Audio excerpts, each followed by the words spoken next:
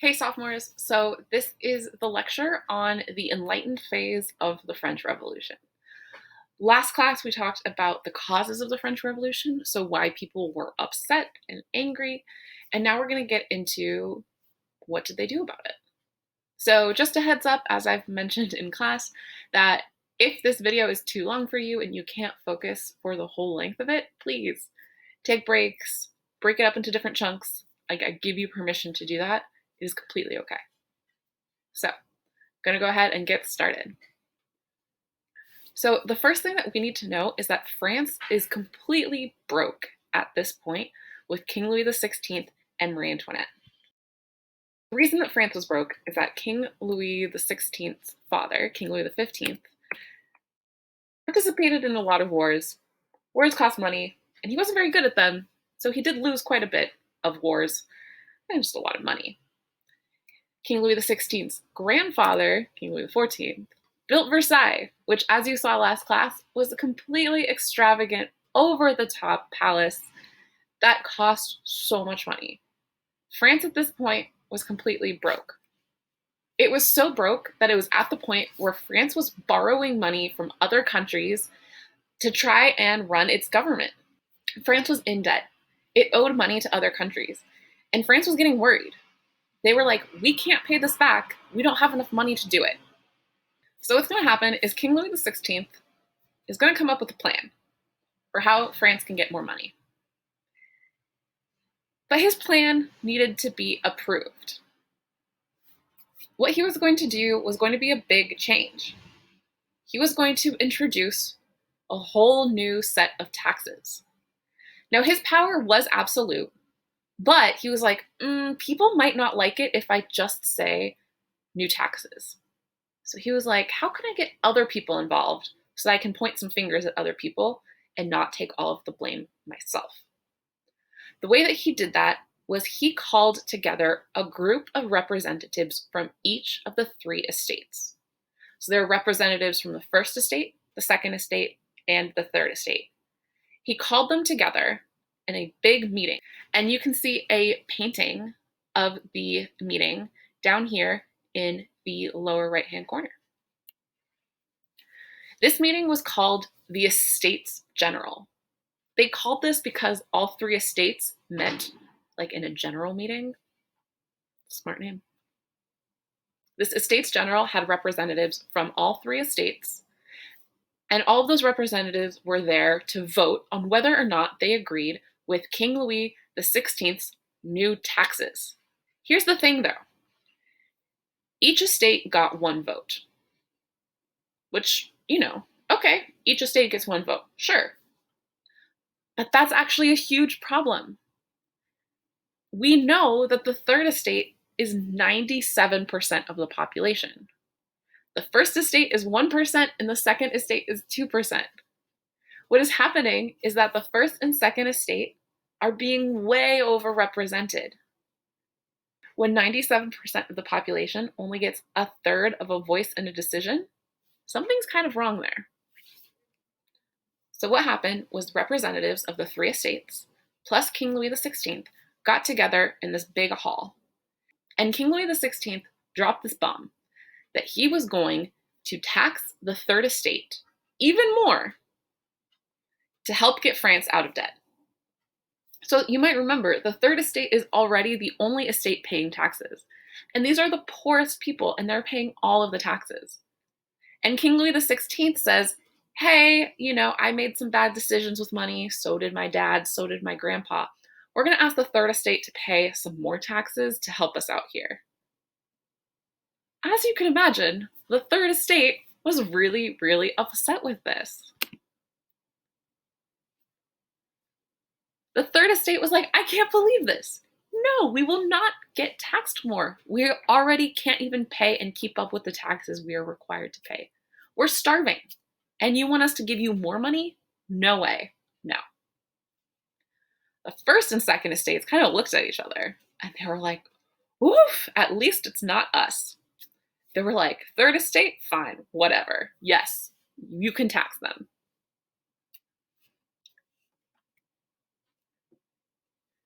So tallying up the votes on whether or not the third estate should be taxed more, you had 2 votes for yes and 1 vote for no.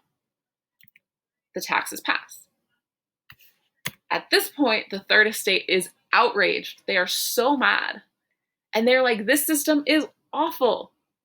How is it that 3% of the population, so the first estate and the second estate, how does that 3% get to decide and have more of a voice than 97% of the population? They were so mad. So the third estate, which represents 97% of France's population, which you can see down here, 97% of France's population was not getting their voice heard. Because since each estate got 1 vote, the first and second estates had disproportionate influence on this voting outcome. So at this point, I'd like you to explain, why was the third estate angry after what happened at the estate's general meeting? So I have optional sentence frames down below. The third estate was angry about the estate's general meeting because, and if you feel like you're unsure, go back and rewatch this section of the video. So as I'd mentioned at the beginning of class and in the last lecture, we have 4 main causes of the French Revolution. The first one is that the monarchy is unpopular, meaning people don't like the king and queen. The second one is that the social classes are unfair. People are unhappy with the unequal estate system. The third one is the extreme poverty, the fact that the third estate can barely survive.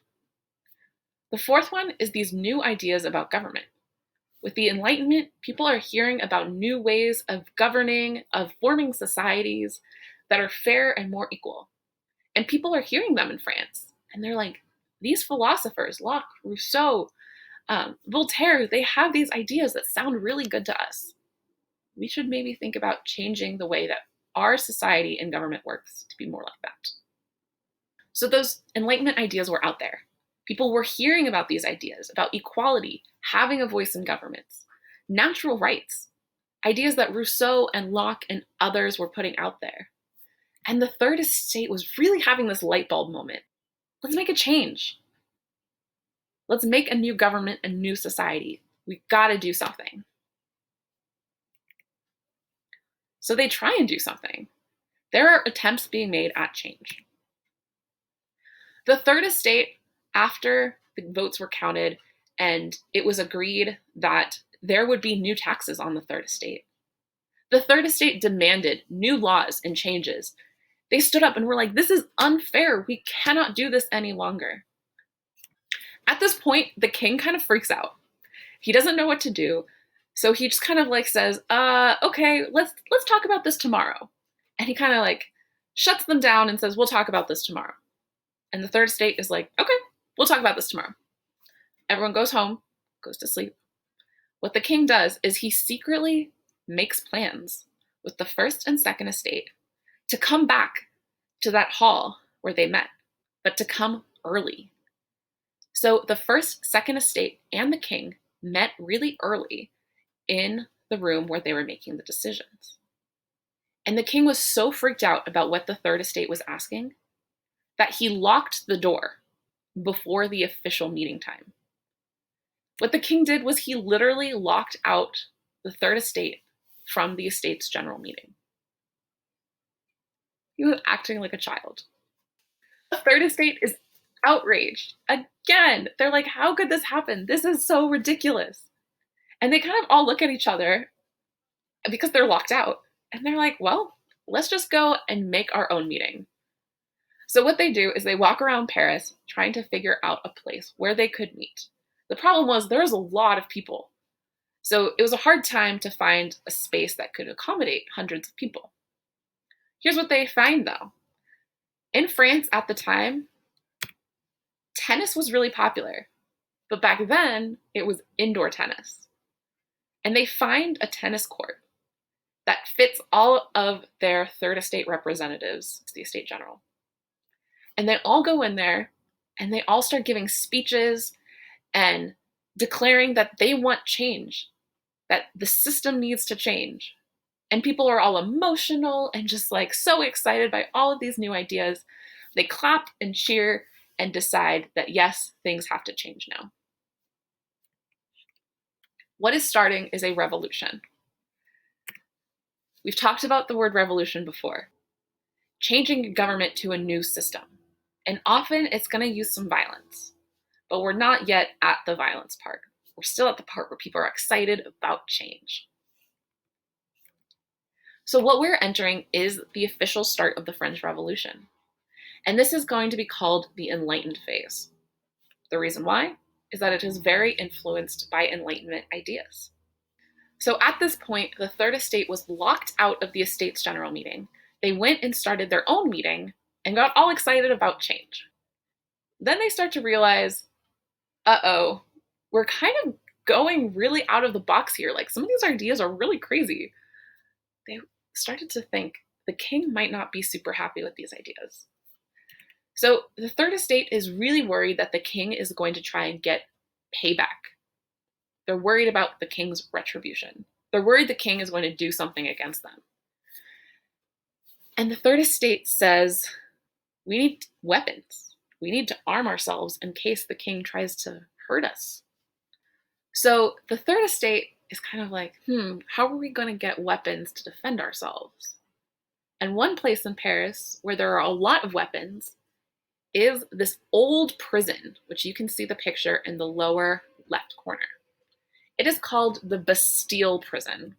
July 14th, 1789, an angry mob of Third Estate people attack the Bastille Prison. Their goal is to go in, find weapons, and protect themselves with these weapons.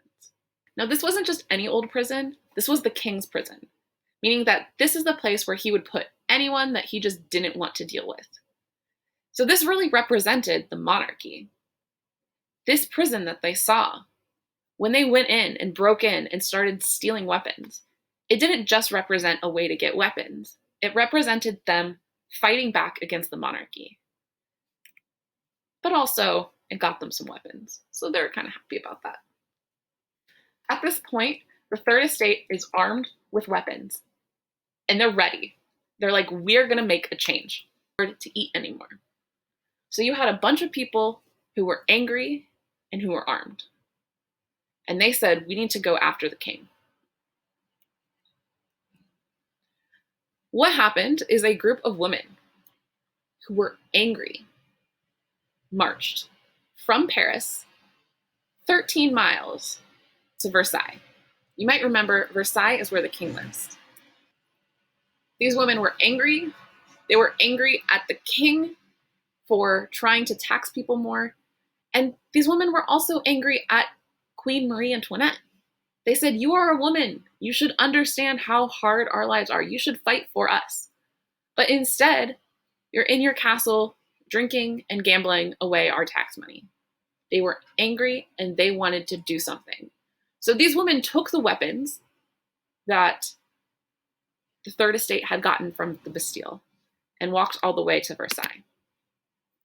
What happened when they arrived at Versailles is they found the king and queen who were hiding in that secret passageway between their two bedrooms.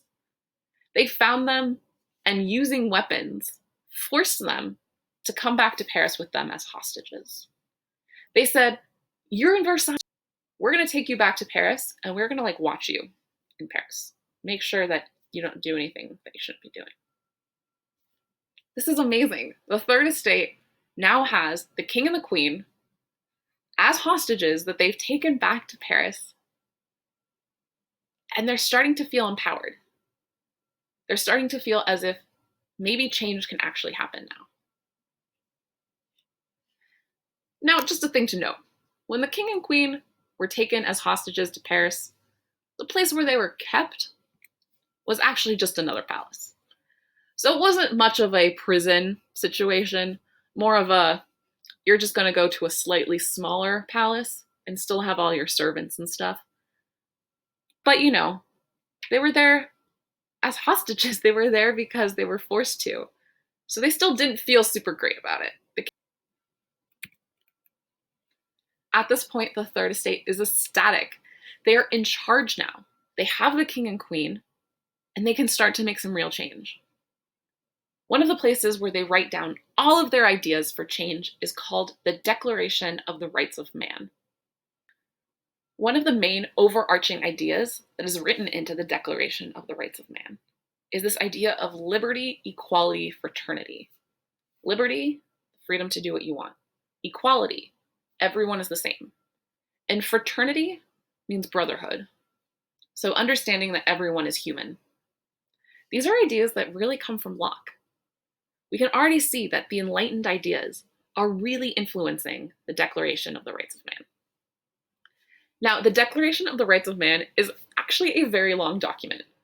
So I've cut it down to what I would say are the most important points, though you can always feel free to Google this and read it in full on your own. But what I would like you to do is to take a moment and look over the Declaration of the Rights of Man and Citizen. This is the document that was written by the Third Estate, where they put all of their enlightened ideas about government and society into one place. I've pulled out what I believe are the 6 most important points. I would like you to take a moment, once this video pauses, to read over those 6 points. And then, into Edpuzzle, I want you to pick one of those points and explain how or why it was influenced by the Enlightenment. So think back to the Enlightenment thinkers, and explain the Enlightenment ideas that you see there. So you can either explain a general Enlightenment idea, or you can even call out specific philosophers and say, this really seems like an idea that this philosopher would have talked about. So again, you are picking one of the 6 points that I've picked for you from the Declaration of the Rights of Man and Citizen, and you are explaining why or how it was influenced by the Enlightenment. At this point, the Third Estate is making some real changes, very much based in the Enlightenment. They're saying things like, let's end the estate system, which are ideas of Locke and Rousseau. They're taking control of the church. They're taking away land that belonged to the church in the First Estate and giving it to the government, saying we need to separate the church and the state. The power of the church over the government needs to stop. These are ideas that Voltaire proposed.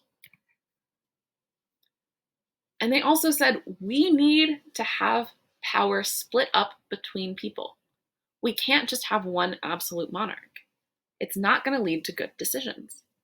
These are ideas that Montesquieu proposed. So just as a review, what we are talking about is the first part or the first phase of the revolution, and we are calling it the Enlightened Phase. This is because we got Enlightenment ideas of equality, voice in government, and natural rights. Super quick review, here's what we talked about today.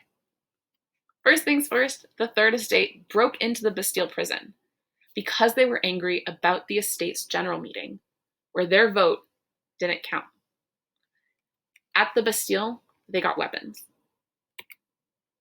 They then wrote this document called the Declaration of the Rights of Man and Citizen.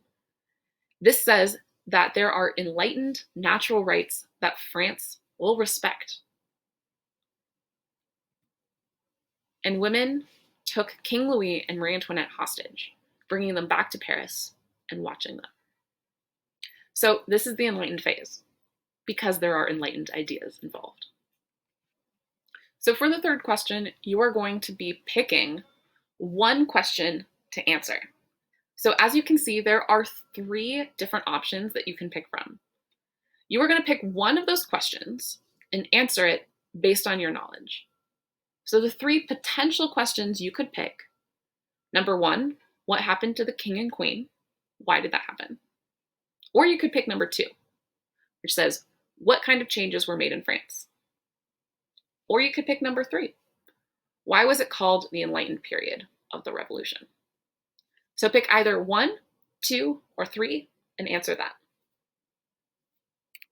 Now, just like last class, you are going to go to Google Classroom.